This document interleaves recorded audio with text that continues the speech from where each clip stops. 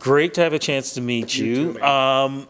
And I'm actually surprised we're able to do this the way we're doing this because, man, you've been running around. You've been busy since coming around to promote your new music, and congratulations on that. Thank you so much. Yeah, I got up at 3:30 this morning. We've been doing morning shows, and it's all great. It's all really good stuff. And Okay, so- wait a minute. But did you have something to do with ice cream today, too? I did. I just came from a place called Booyah Ice Cream, and I tried something called an ice cream taco, and it's exactly what it sounds like. It's a taco with chocolate sprinkles and then about 7 scoops on top of it.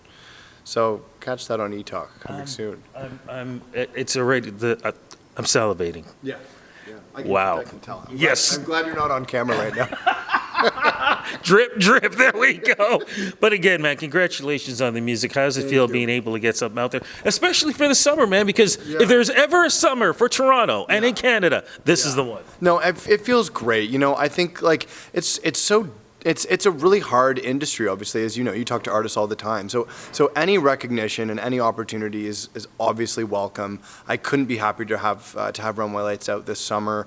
And also, Toronto's finally getting warm, so it feels like a good time to be enjoying kind of like fun pop music these days. Kidding me, man? Look, you're wearing the right shirt. Tropical. I know. It is blazing out there. Yeah, no, it's great. So yeah, the single's available on all your favorite streaming services now. I love it, man. Look, before we get into the music and everything else, too, I want to get into the career because there's kind of like from just meeting you and reading what I've read, there's sort of like a split because there's the television side and the music side. So let's get in the beginning and how you got into the entertainment side. Yeah, for sure. Like I grew up between Toronto and Stratford, Ontario, because both of my parents were actors in the Shakespeare Festival in Stratford. Oh, I got to stop you there, man. What is that like? That has to be cool. It was really trippy. I mean, I was always surrounded by just like this crazy, colorful cast of characters, you know, coming in and out of my parents' lives. And what was cool is it kind of taught me that human beings are like extremely different. You know, if you're in a profession like acting, you're getting together, you know, people from every different race, socioeconomic background, school of thought, like sexuality.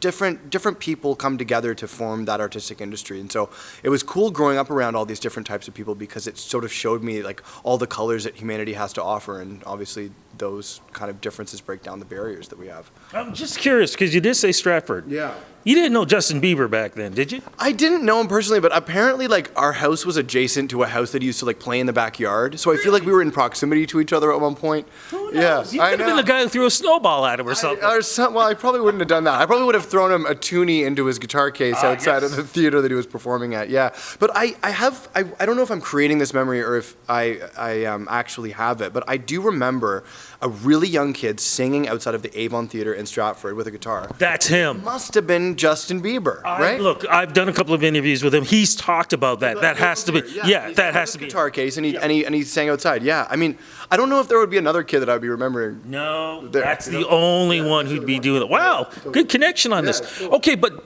understanding and knowing what the arts were like, and especially now, it's really tough now. What made you decide to pursue it, though?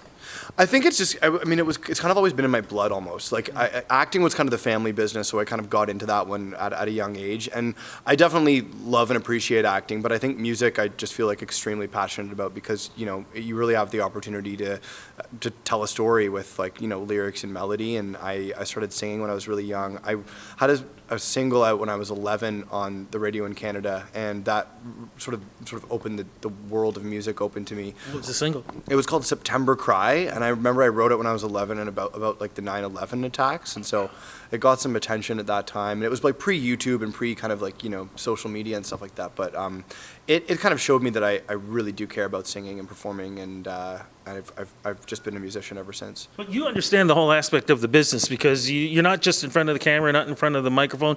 You did stuff behind the camera as well, too. Yeah. I went to school for filmmaking. I've always loved directing. I just finished directing a series for the CBC Gem that's coming out in January.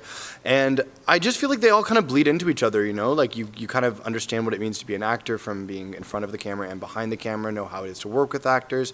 And all of these different facets of artistry are all about, you know, telling stories and communicating ideas in different ways. And so I think they all kind of go hand in hand weirdly. So I'm trying to figure out, because you're doing that kind of stuff, you're doing the music, and correct me if I'm wrong, you were involved with some kind of international it was a songwriters contest or something? Yeah. I probably sound like the guy that just writes songs about tragedies, but I did write a song about the Danforth attacks that happened on July 22nd of last year. That was a moment that I think really shook a lot of us, obviously, because that's just not who we are. No. We are not America in that way. We don't have mass shootings here. We don't have people that just commit random attacks with guns. So when that happened, it was kind of like I kind of felt like our sense of self as a country was like threatened in a weird way, and I was really like emotionally affected by it. So I wrote this song called "Mad at the World."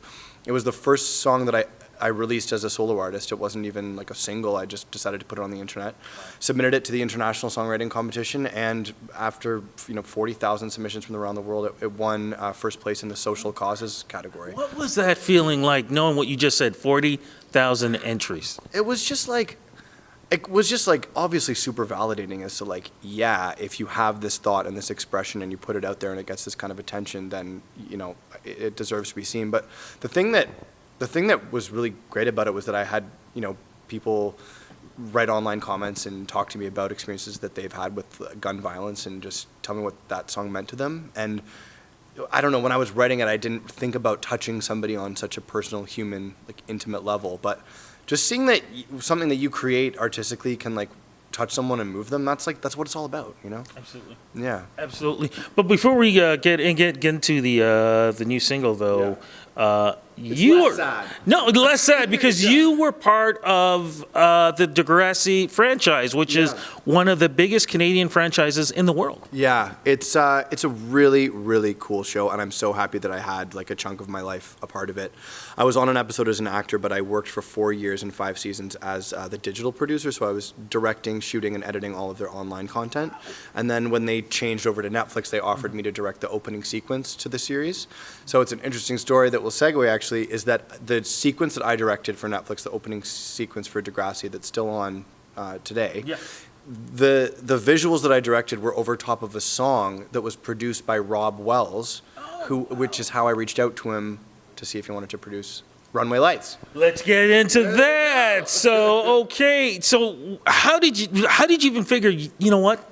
This isn't just a song for an opening for a show. Yeah. This has some kind of, it's got legs to this. Yeah. So how did you figure, I think I can work with this, and then get him involved with it? I was aware of Rob just because of his clout in the music industry. I knew that he had a connection to Degrassi, so I knew that I could, find his email address. And I really had to court him for a while. He's approached by independent artists, I'm sure, on a daily basis. So, I think I emailed him like 5 times before I even got a response.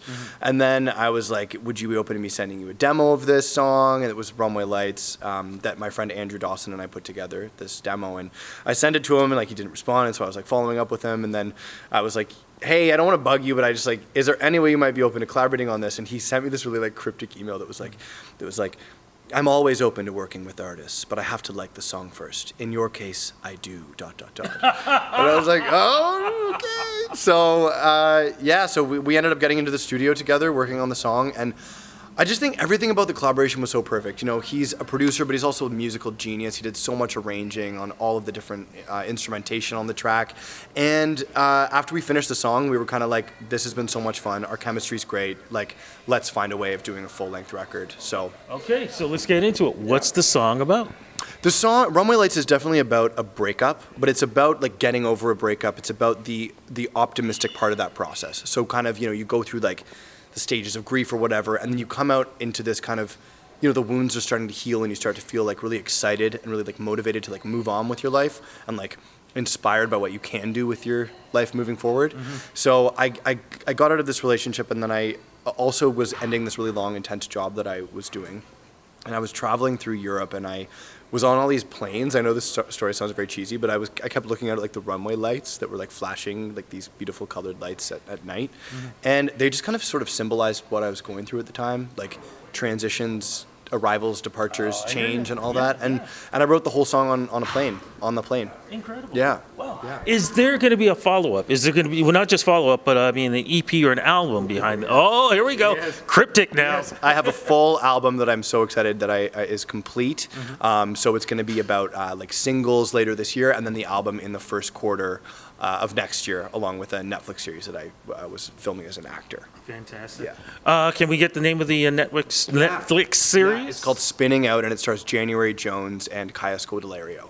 Okay, Yeah. so we have that. We got an album coming out. Yeah. Do we have maybe some shows that you may be doing throughout the summer, or is it going to be next year? Yeah, so I'm going to do my first solo show at the Drake Underground on July 22nd. I'm so excited to be opening for this really cool LA kind of funky band called Juice. The show's at 8 p.m. And yeah, I can't wait to take this like to the live stage, you know? Yeah. So I'm really excited. It's going to be great. And then I'm definitely going to do more live stuff, but just stay tuned for that. This is blast. This is the blast. Okay, so social media, where do we go to follow you? You can follow me at Wilson Bowes. It's my full name, at WILSONBOWES. And my website is willbowes.com, WILLBOWES.com. Fantastic, my friend. Thank you so much for this. Congratulations on all the success, man. And even more importantly, you're really one of those artists that not just for your performance, but through your music, you're giving back, man, in so many ways, man. And I love that. Thank you so much for doing that. Thank you so much, Rudy. I really appreciate that. Thank you very much. Thank you.